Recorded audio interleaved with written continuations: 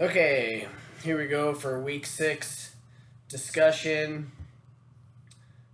First, how can discussion strategies be used to facilitate deep, meaningful dialogue among students? I think the first thing would be give them time enough to develop an opinion. So you could pose the question perhaps at the end of a class period and ask them to think about it before, or ask them to think about it after they leave and throughout the day. And then when they come to class the next time, have them kind of organize their thoughts, and then they could, discuss those thoughts with the partner first, and then um, kind of elaborate and build that conversation a little bit, and then build it into a whole group discussion to start there. Um, and then, in what ways can educators use collaborative learning strategies to promote the development of teamwork and leadership skills among students? I think a good one for this is using problem based learning, where students have to work together to figure something out. And, then they're working together and working towards a common goal, and they know what they're supposed to accomplish, and um, kind of going about it that way. And then for section 2, how will you use verbal and nonverbal behaviors to indicate affection for students? I realize that I've been doing some of these that without even really thinking about it. Um, One of these that I do a lot is attending after school functions.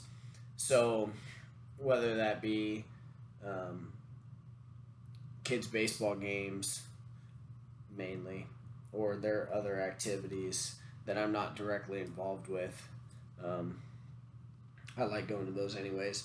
Greeting students by name in public in a small town, we see each other all the time at the grocery store, um, just out and about doing whatever. So uh, that one's pretty easy. Giving students special responsibilities. One thing that I do already is try to get them to lead their own warm ups when we're training or in PE class. Give that responsibility to the seniors or the older kids. Try to get them to take some accountability for the stuff that um, they need to do. And another one is use humor, even though maybe they think my jokes are lame or dad jokes or whatever. Um, Usually that is a pretty good strategy. Some of the strategies from understanding students' background and interests that I thought were interesting were using the 6-word autobiography. I'd be interested to see what some of the students would come up with for that.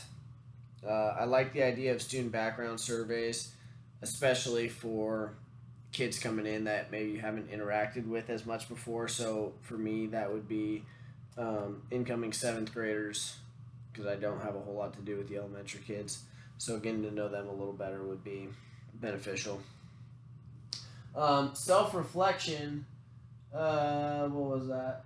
That was, oh, looking back and kind of doing a self check on, was I fair, and did I actually follow through on upholding the standards for the classroom that we laid out beforehand. That can be tough sometimes because you want to put the rules in place so that things go the way you want. But on the flip side, at least I don't generally want to punish the kids either. But so just having that ability to look back and say, did I do what I was said I was going to do if XYZ happened? Um, and then another one is self care.